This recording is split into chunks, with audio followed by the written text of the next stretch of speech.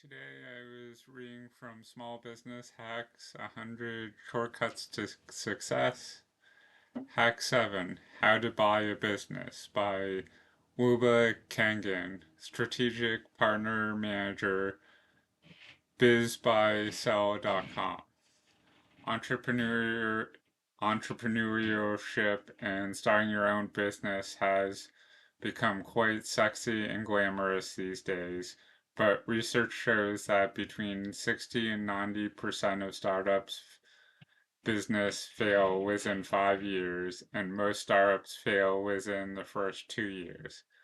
Yet, if you buy an existing business instead of starting from scratch, you have a much better chance of succeeding as an entrepreneur. Start by finding the right small business to buy by searching online marketplaces such as BizBuySell.com, BizQuest.com, and others. You can also source prospects by using business brokers from professional organizations such as IBBA.org or local business brokers associations such as CABB.org for California, NEBBA.org Northeast, etc. Or try sourcing directly for sale by owner FSBO opportunities. As you search for a business to buy, remember, the heart of the search process is learn, filter, and ask more questions. It's an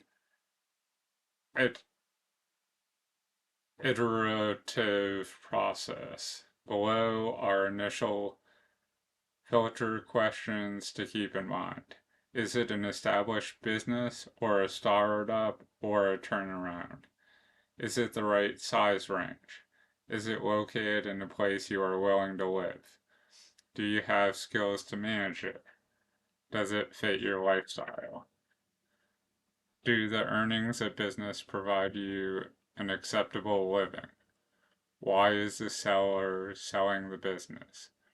After you identified some business of interest to you, call or email the broker for more information. If you're still interested, go see the broker and the business confidentially, then meet with the seller, take the broker with you, and ask more questions. Evaluate whether the business works for you and your family based on the initial assessment.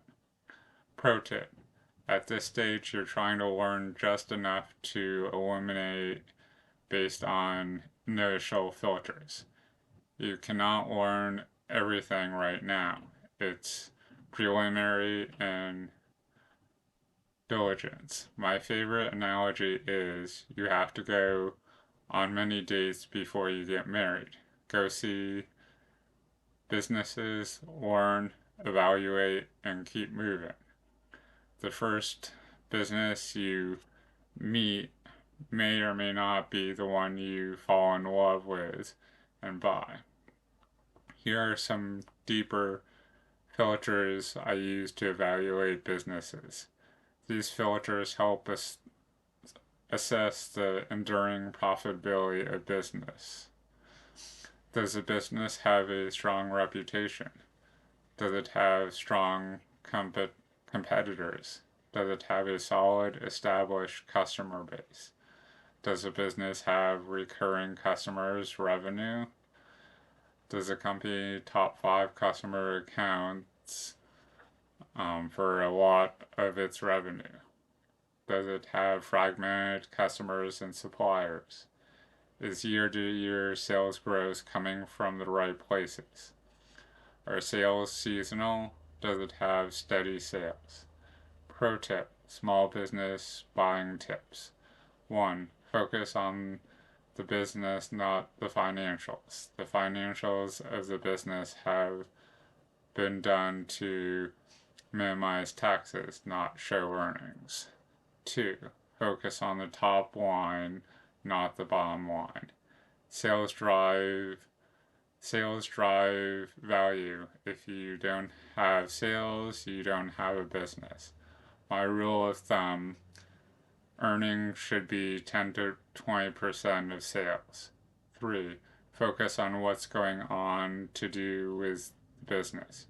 70% of the focus should be on what improvements you can make to the business, and 30% of your focus should be on what the seller has done with the business. If the business has been around at least 3 to 5 years, the seller has obviously been making a living from the business. Making an offer is just the start of your due diligence and negotiation, but you need to make one to arrive at a price, terms, and conditions. The offer should be a price you feel comfortable with, subject to due diligence. Best practices are a written offer with $1,000 refundable good faith deposit. When making your initial offer, note that most small businesses sell at 50 to 60% of gross sales and 2 to 2.5 time multiple of earnings. The offer should include a down payment you can write a check for. Remember, as a buyer, you'll need cash for the down payment, your working capital needs, and enough money to live on after paying the debt service. See what the seller responds with in writing. They may want a larger down payment or a shorter period. Then the final due diligence begins. You should hire a CPA to help verify financial information. Verify earnings, i.e., look at tax returns, P&Ls, bank statements. Verify seller's reputation of gross sales. Verify seller's representation of owner's benefits. Verify in-place contracts and obligations and customer mix. Verify an acceptable lease transfer, industry non-compete, and training and transition period for new management. Verify normal level of inventory. Verify all equipment is in working order. Once you're ready to close the purchase and take ownership, the seller must make steps and make reps and warranties of the completeness of the information they have given you. If the seller is helping finance a purchase, as many as 90% of businesses sold are financed, at least in part by the seller, that helps validate their reps and warranties.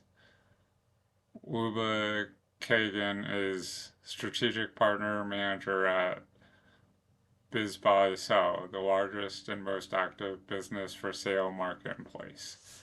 So,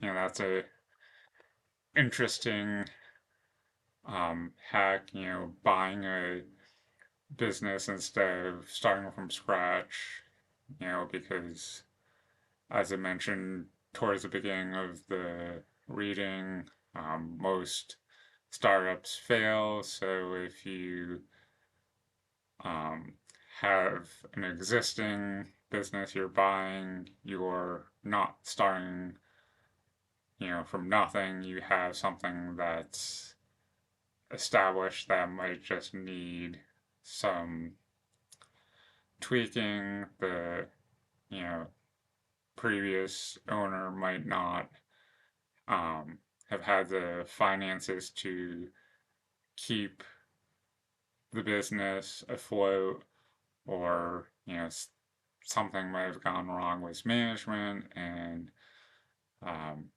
you know the owner was looking for an out.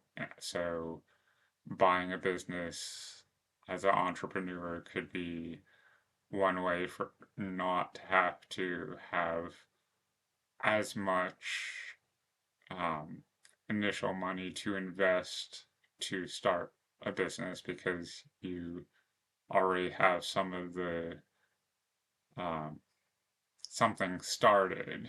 You don't have to reinvent the wheel, you just have to buy the wheel and improve it, or um, work through any problems. So hopefully you found some value in this. Keep checking back. Thanks and have a good day.